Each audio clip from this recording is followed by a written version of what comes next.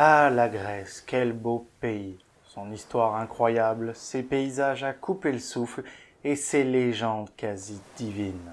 Et l'une de ces îles résume pour moi l'entièreté de tout ceci, l'île de Santorin. Sa beauté sous le soleil de Méditerranée, son histoire aussi bien réelle avec Acrotiri et la Pompéi bis ou l'antique cité de Terra, qu'imaginaire avec les théories sur l'Atlantide ou même encore ses caractéristiques volcaniques fascinantes. Et j'ai eu de la chance d'y aller 2 fois durant ma tendre vie. Mais à chaque fois, il y avait un endroit qui m'intriguait sur l'île. Un rond fait en bouée délimitant une zone avec une forme sombre sous l'eau. Je n'osais faire mes recherches sur qu'est-ce que pouvait cacher cette zone. Et en faisant quelques recherches il y a de cela quelques semaines, j'ai découvert l'une des catastrophes maritimes les plus importantes de notre siècle. L'histoire d'un bateau de croisière qui, le 5 avril 2007, a voulu faire comme Icare avec le soleil et qui lui aussi s'est brûlé les ailes. Et vous allez voir que cette affaire est assez proche d'un autre bien connu et qui s'est produite 5 ans après, près des berges de l'Italie, avec un autre bateau de croisière qui aurait dû se souvenir de l'horreur qu'a provoqué cette affaire. Alors que s'est-il passé ? Pourquoi a-t-il coulé? Pourquoi est-il resté sur place? Et comment cet événement n'est pas venu en tête du capitaine Francesco Schettino lors de son fabuleux geste? Et pourquoi encore aujourd'hui l'écosystème est menacé? Bonjour, bonsoir à tous, c'est Iota et j'espère que tout va bien chez vous. Aujourd'hui, messieurs dames, dans ce nouveau Fabulae Mundus, nous allons découvrir l'un des naufrages les plus historiques mais néanmoins le plus silencieux à ce jour, à savoir le naufrage du Sea Diamond.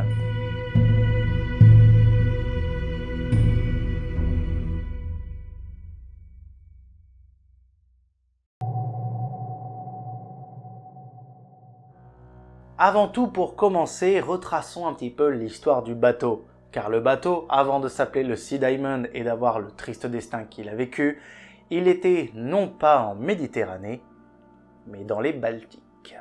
Nous sommes alors en 1986, dans les pays scandinaves et plus précisément en Finlande. Cette année-là, la compagnie maritime finlandaise Birka est heureuse, puisque leur nouveau navire vient d'être livré et va entrer en service pour servir de ferry pour des passagers et offrir des voyages féeriques en mer Baltique. Son nom, le Birka Princess. Ce bateau, long de 143 mètres, est un sublime bijou de modernité à l'époque, mais surtout une construction capable de vivre dans les eaux difficiles de la mer Baltique.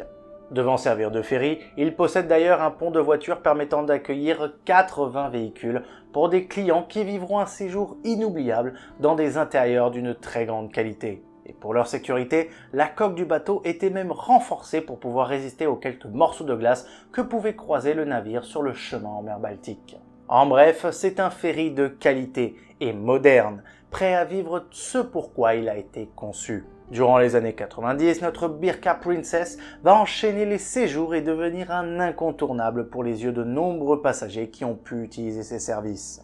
La fin des années 90 marque la genèse des croisières de loisirs, aussi bien dans les Caraïbes qu'en Méditerranée. Birka comprend donc qu'il faudrait en effet suivre la tendance, et va donc envoyer son bateau au repos au chantier naval de Lord Warft pour une rénovation des plus importantes. Alors, importante à quel point? Sachez que le bateau était méconnaissable. En effet, le Birka Princess était devenu un bateau de croisière tout neuf, avec de nouvelles cabines pour les passagers et même le pont de chargement avait disparu pour faire place nette à de nouvelles infrastructures au sein du bateau. Réalisant des voyages d'1 ou 2 nuits pour relier les grandes villes de la mer Baltique, il a enchaîné bon nombre de circuits et de séjours. Et avec toutes ces rénovations et ces nombreux nouveaux avantages, la compagnie s'attendait à une belle recette tout au long des mois et des années de service. Mais malheureusement, nous arrivons dans les années 2000 et le succès n'est toujours pas au rendez-vous. Et après de belles années de service, la compagnie Birka, au vu des attentes financières non atteintes, décide alors de le mettre à la vente durant le mois de janvier 2006. On aurait pu se dire qu'il allait terminer à la casse, comme de nombreux bateaux de croisière qui s'échouent au fur et à mesure du temps dans certaines régions du globe pour finir leur séjour comme dans un cimetière. Malheureusement pour lui, le bateau n'avait pas encore fini son aventure, car Hadès avait encore besoin de lui. Pendant un temps, de nombreux grands noms des compagnies maritimes vont s'approcher des bureaux de Birka pour proposer une offre à la hauteur de notre bon vieux Birka Princess. Et une en particulier va attirer l'attention de notre chère compagnie maritime, à savoir la compagnie chypriote Louis Cruise Line. Et vous vous en doutez au vu de la localisation de l'acheteur qu'il n'allait pas continuer son aventure en mer Baltique, mais bien évidemment en mer Méditerranée. Après quelques rénovations mineures pour le rendre encore plus attractif et un peu plus moderne, le Birka Princess, que l'on renommera alors sous le nom du Sea Diamond, reprendra la mer, mais cette fois-ci direction les sublimes îles grecques comme celle de Mykonos, Rhodes ou même encore celle de Patmos. En gros, l'une des destinations phares des croisiéristes au même titre que les Caraïbes et aujourd'hui même le Groenland. Ouais, encore des idées à la con ça vraiment. Partir au Groenland, mais qui va faire ça, sérieux? C'est honteux!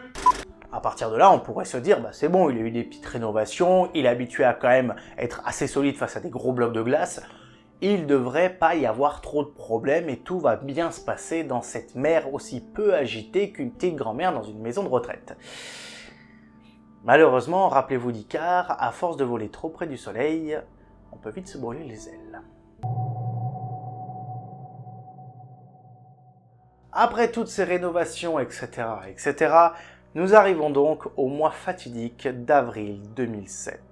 Ce mois-là, le Sea Diamond, commandé par le capitaine de 35 ans Yayanas Morano, embarque pour une croisière de 5 jours autour de différentes îles, dont certaines que j'ai déjà citées. Avec plus de 390 membres d'équipage et plus de 11 150 passagers à bord, la croisière se passait plutôt bien. Un ciel bleu, une mer plutôt calme et des passagers heureux de vivre une vie aussi formidable que celle-là sur ce fabuleux bateau. Vous avez compris, jusque-là tout va bien. Le bateau se dirige alors vers l'une des destinations ultimes des îles grecques, à savoir l'île de Santorin, avec un calme quasi mystique. Nous arrivons alors à la date du 5 avril 2007, durant l'après-midi. Le Sea Diamond arrive enfin dans la caldeira de l'île. Le bateau commence alors son approche du port, car oui, à l'époque, les bateaux de croisière pouvaient se garer proche du port pour faire débarquer les passagers sur l'île. Une chose qui, vous l'imaginez bien, a beaucoup changé depuis. Il est alors 16 h lorsque le bateau, commençant son approche du port, heurte sans le vouloir sur un récif volcanique sous-marin. Car oui, pour votre culture, si vous ne savez pas à quoi ressemble Santorin, ça ressemble à ça. Et comme vous pouvez le voir, il y a une sorte d'anneau, et autour c'est entouré d'eau, et au milieu, en son centre, vous avez un volcan, qui est d'ailleurs coupé en plusieurs petits morceaux, et qui certes, même s'il est calme depuis quelques années, reste encore extrêmement actif et pourrait clairement tout faire exploser. Au même titre que certains autres volcans, certes beaucoup plus puissants comme par exemple Yellowstone ou d'autres, mais si vous avez la chance d'aller sur l'île, il faut savoir que vous pouvez visiter le volcan et vous pourrez voir énormément de systèmes de sismologie ou de volcanique pour justement surveiller les actions et disons la petite vie de notre cher volcan. Voilà, donc autant vous dire, sous l'eau, c'est de la roche volcanique. Et elle est extrêmement solide, autant qu'un diamant. Ce récif, donc d'une solidité forte, ouvre une partie de la coque, provoquant directement des voies d'eau importantes dans 4 compartiments étanches, servant à sécuriser le navire s'il devait vivre une chose équivalente, et commence à même en inonder une 5e. Ce qui veut dire, en langage de marin, À partir de maintenant, quoi que nous fassions, le Titanic va sombrer. Et autant vous dire que les passagers l'ont très vite senti, car au moment du choc, un immense tremblement a fait trembler tout le bateau et un bruit assourdissant s'est fait entendre. Après tout ce vacarme, le bateau commençait déjà à se pencher net, et un vent de panique retentit dans tout le navire. Le pire dans tout cela, c'est que les portes étanches permettant de base de contenir l'eau qui pourrait s'engouffrer n'étaient pas fermées, et le capitaine a mis plus de 3 minutes après le choc pour tenter de les faire fermer. Ah, et j'ai oublié le plus drôle, c'est que le navire, il est toujours en mouvement. Donc imaginez, vous avez un bateau de croisière qui se rapproche des rives, qui commence même à dériver vers la droite. Je pense que les habitants de l'île, ils ont dû vraiment voir la catastrophe arriver, mais vraiment de leurs propres yeux, et ça devait être effrayant. Et pas que d'ailleurs. C'était donc sans espoir, et après analyse de la situation, le capitaine regarde les choses en face. Le navire est condamné et il faut à tout prix secourir les passagers. C'est à 17 h que l'ordre est donné d'évacuer le navire aux membres de l'équipage. Les gardes-côtes sont prévenus eux aussi, même si j'imagine qu'ils n'ont pas eu besoin de l'ordre du capitaine ou surtout de l'annonce du capitaine pour vraiment intervenir, parce que je pense que ça devait bien sortir la merde dès le départ. Et ils n'étaient même pas les seuls, car quelques bateaux de passage commençaient déjà à se rapprocher du futur sous-marin pour aider à l'évacuation. Et il en fallait de l'aide, car en effet, le bateau s'inclinait de plus en plus, et le monde se regroupait aux différents points de rassemblement. Mais d'un côté, le bateau était assez proche de l'eau, donc ça pouvait se faire très rapidement, mais de l'autre côté, au côté de l'inclinaison la plus forte, les cordes étaient plus assez longues, donc ça se jouait à vraiment quelques millimètres pour qu'ils puissent tomber dans l'eau dans le bon sens et pas se renverser et causer soit des noyades, soit des morts qui auraient pu être évitées. Heureusement, aucun blessé n'est arrivé et on en arrive même à ouvrir l'ancienne porte d'embarquement des véhicules de l'époque pour faire embarquer des passagers sur d'autres navires aux alentours. Mais en même temps que les passagers étaient évacués, le bateau lui continuait sa plongée. Et franchement, quand vous voyez les images de la proue commencer à s'enfoncer en temps réel, vous comprenez l'inquiétude grandissante des gardes-côtes qui savaient que le temps jouait contre eux. Mais surtout, on comprenait que c'était le naufrage d'un bateau de croisière sur l'île de Santorin, qui est l'un des sites touristiques les plus visités de la Grèce. Et autant vous dire que ça allait faire le tour du monde. Malheureusement, la catastrophe n'était pas encore finie. Pendant l'évacuation, le bateau, certes plongé dans les profondeurs de la caldeira, mais il avançait donc également vers l'île, jusqu'à heurter de plein fouet les côtes de l'île. Mais fort heureusement, messieurs, dames, et ça je peux m'en réjouir aussi de vous le dire comme ça, tous les passagers ont pu être débarqués en presque 3 heures de mouvement et d'évacuation, et même quasiment tous les membres d'équipage ont pu partir aussi. Seuls quelques-uns sont restés pour tenter d'essayer de sauver le navire. Mais bon, pour cela, je dois vous avouer, c'était un petit peu con parce que je pense que essayer de sauver ce bateau, c'est comme être sur une barque qui coule et se servir de seau pour vider l'eau. C'est inutile. Et surtout là, à ce moment-là. 30 membres de l'équipage sont alors encore sur le navire pour tenter de récupérer le Sea Diamond. Et avec l'aide de quelques remorqueurs, ils arrivent cependant à l'éloigner du port et de la côte pour le mettre dans une baie de l'île, dans l'attente de savoir qui sera en charge de récupérer ce fabuleux bateau. Alors vous allez me dire pourquoi l'avoir bougé de son emplacement d'origine. Déjà pour plusieurs raisons. Premièrement, pour redonner l'accès au port, puisqu'en effet, certes, à l'époque, il y avait un port qui se trouvait là et était assez important, donc il fallait rendre l'accès. Deuxièmement, le bouger près d'une baie, c'était surtout le mettre à un endroit où c'était inaccessible pour rentrer sur l'île. Puisqu'en effet, il y avait plusieurs endroits pour rentrer sur l'île, et cet endroit était à peu près sécurisé pour ça, et surtout aussi les rives étaient moins profondes. Pour ajouter à tous ces points, le Sea Diamond arrivait cependant à ce moment-là à se contrôler au niveau de son inondation. Donc on avait peut-être l'opportunité de sauver, voire même de récupérer le bateau. Et en effet, cela aurait pu être le cas, si on avait décidé de faire des actions pour mener à cela. En effet, les actions n'ont pas été faites, et au fur et à mesure que la nuit tombait et qu'aucune tentative pour sauver le navire ne fut faite, l'eau continuait de se répandre dans les compartiments petit à petit, puis dans des parties non étanches du bateau, jusqu'à même arriver aux cheminées de l'infrastructure et donc inonder les ponts-garages. Il n'y avait plus rien à faire, le Sea Diamond allait finalement finir au fond de la mer. Avec toute l'eau à l'intérieur, le navire chavira plus proche encore des rives, dans un noir quasi absolu. Au fil de la nuit, le poids de l'eau finissait par faire chavirer le navire tout entier, jusqu'à ne laisser que la proue au lever du jour, qui elle aussi finira par rejoindre le reste du bateau dans son ascension au plus profond des eaux de l'île. Et à 7 heures du matin, le Sea Diamond entama donc son dernier salut avant de rejoindre Poséidon. Finalement, même dans ce malheur, on peut se réjouir d'une chose, c'est que tous les passagers ont pu être débarqués et on ne compte que, malheureusement, que 2 victimes, à savoir 2 Français, un père et sa fille, qui sont portés disparus / noyés dans l'enceinte du bateau. Un gros sinistre qui a été évité de justesse, mais qui provoquera donc la mort de 2 personnes et surtout le naufrage d'un immense bateau de croisière près d'une île touristique. Avec un tel accident, vous imaginez bien qu'énormément de questions furent posées ensuite pour déterminer les véritables circonstances de l'accident.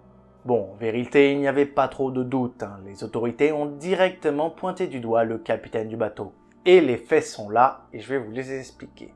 En premier point, le récif qui a endommagé le navire provoquant son plongeon était bel et bien connu et surtout cartographié sur énormément de cartes, donc impossible de ne pas le connaître. Alors le capitaine a répondu à cela en disant qu'ils ont changé de cap, notamment pour éviter ce récif.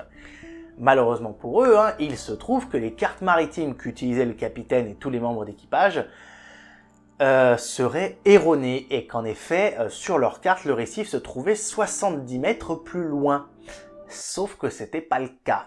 En plus de ça, en deuxième point, il se trouverait que le navigateur n'était pas forcément présent lors de cet accident et que potentiellement, s'il avait été là, il aurait peut-être pu essayer d'identifier et de vraiment retrouver où était le récif et, qui sait, peut-être d'éviter ce fameux accident.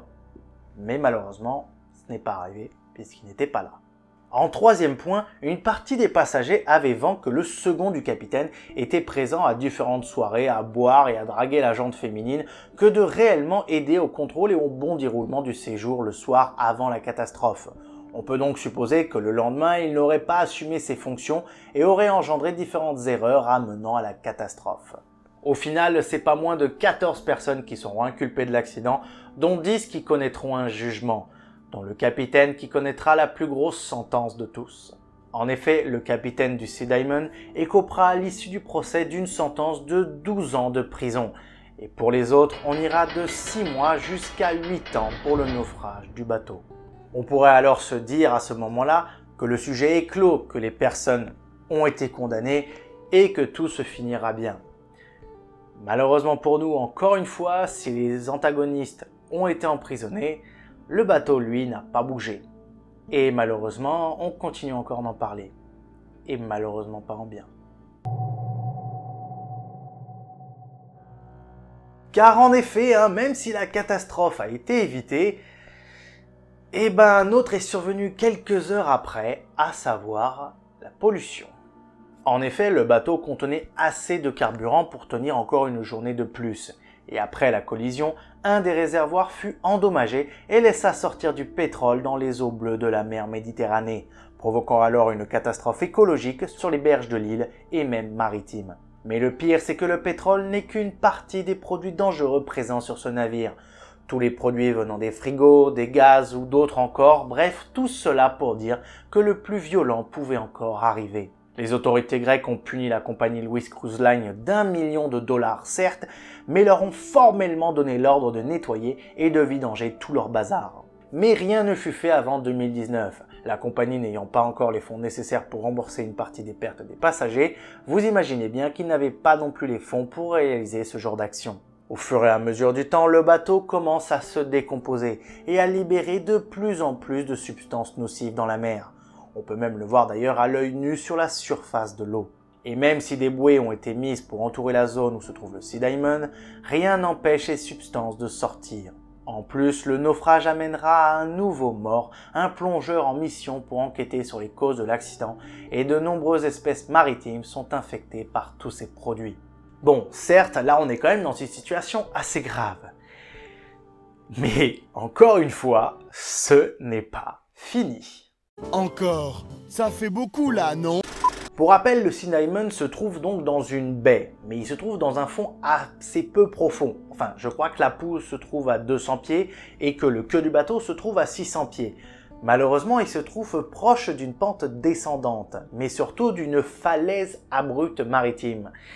Et en fait, le problème, c'est que si le bateau commence à glisser et à tomber dans la falaise, il pourrait casser entièrement le bateau. Et alors là, libérer toutes les substances dans toute la mer sans aucune restriction. Et on pourrait alors vivre l'une des plus grandes catastrophes écologiques de l'histoire. Je rajoute en prime que le Sea Diamond a eu énormément de dégâts provoqués par la plongeon qu'il a vécu. Donc ce qui fait que tu ne peux pas forcément le bouger. En plus de ça, il est incliné, donc il faudrait le remettre un petit peu sur sa quille. Donc autant vous dire, essayer de le retirer de cet endroit, c'est impossible à réaliser. Par rapport au Costa Concordia qui était, je trouve, certes très difficile, mais au moins n'était pas totalement dans l'eau. Là, on parle d'un bateau qui est enfoui tel le Titanic. Alors à ce moment-là, question, qu'est-ce qu'on fait, messieurs, dames? Vous l'aurez compris, c'est une bombe à retardement écologique qui gît quelques mètres sous la surface de l'eau de Santorin. Le gouvernement grec se lance à bien des poursuites envers la compagnie qui est chargée de régler le problème, mais de son côté elle contre-attaque, menant à aucune résolution sur la situation, qui laissa donc le bateau se corroder et donc laissant le poison sortir de plus en plus. C'est en 2017, après plusieurs demandes de la part de l'Union européenne, que le gouvernement grec lance des appels pour trouver le moyen de trouver une solution rapide et permettant d'éviter de nouveaux dégâts. Mais si je vous en parle, c'est que vous imaginez bien qu'aucune solution n'a été encore proposée et que, encore aujourd'hui, le Sea Diamond gît au fond de la mer, menaçant encore plus les habitants de l'île et surtout la vie marine d'une catastrophe sans précédent.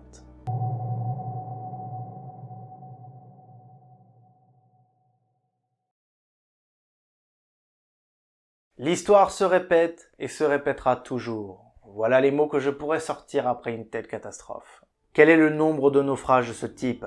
Quelles ont été les conséquences ou les actes faits pour les éviter?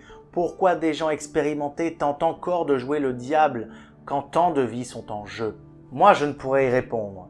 Mais fort heureusement, certains l'ont fait à ma place. En effet, 5 ans après l'accident du Sea Diamond, lors du naufrage du Costa Concordia, qui a vécu les mêmes choses que notre cher bateau, l'Union européenne et de nombreux pays du monde entier ont donc décidé de faire le choix que tous les nouveaux bateaux de croisière qui viendront s'arrimer et qui sont encore en plus en vogue et qui sont de plus en plus nombreux, devront s'arrimer beaucoup plus loin des berges pour justement éviter ce genre d'accident. Et en plus de cette action-là, d'autres actions seront menées qui seront aussi très importantes. L'exemple la plus connue est bien sûr la fermeture de l'accès aux navires de croisière dans les berges de Venise, qui provoquait, avec les vagues provoquées par les gros navires, une destruction des fondations des bâtiments de la ville. Ou encore l'évitement des quelques nouvelles zones protégées pour permettre aux espèces maritimes de continuer à prospérer dans ce monde où leur survie n'est autre que la nôtre aussi.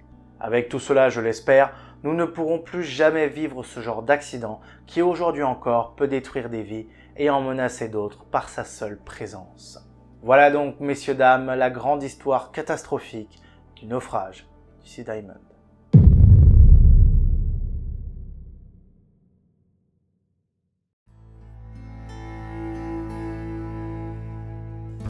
Voilà, c'est la fin de la vidéo. Merci à tous de l'avoir vu jusqu'au bout. Si vous l'avez vu, n'hésitez pas à mettre Sea Diamond dans les commentaires. J'espère que ça vous a plu. Franchement, quand j'ai su cette histoire après mes voyages à Santorin, j'ai vu à quel point ça pouvait vraiment détruire des vies, parce que là, honnêtement, comme je dis dans ma vidéo, c'est vraiment une bombe à retardement. S'il glisse ou que tout d'un coup il libère tout ça, ça peut détruire vraiment tout l'écosystème entier de l'île. Et ça me ferait vraiment mal pour tous ces habitants qui sont d'une générosité folle.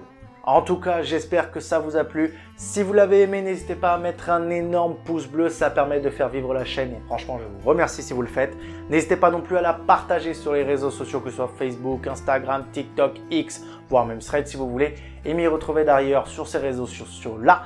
Et surtout, si vous ne l'avez toujours pas fait, allez vous abonner et activer la cloche pour recevoir toutes les notifications de mes prochaines vidéos. Après cette vidéo, je vais faire donc une petite pause d'une semaine pour me remotiver et refaire quelques vidéos d'avance, parce que autant vous dire, là je n'ai plus aucune vidéo. Là vous voyez, je la tourne vraiment la nuit, il est 23h30, demain je devais la monter. Autant vous dire, je vais être crevé, mais je le fais pour vous parce que j'adore vraiment faire ça et j'adore surtout vous raconter des histoires folles et étranges de ce type. Je vous laisse, c'était Yota en direct de la toile et à bientôt sur ma chaîne YouTube. Ciao!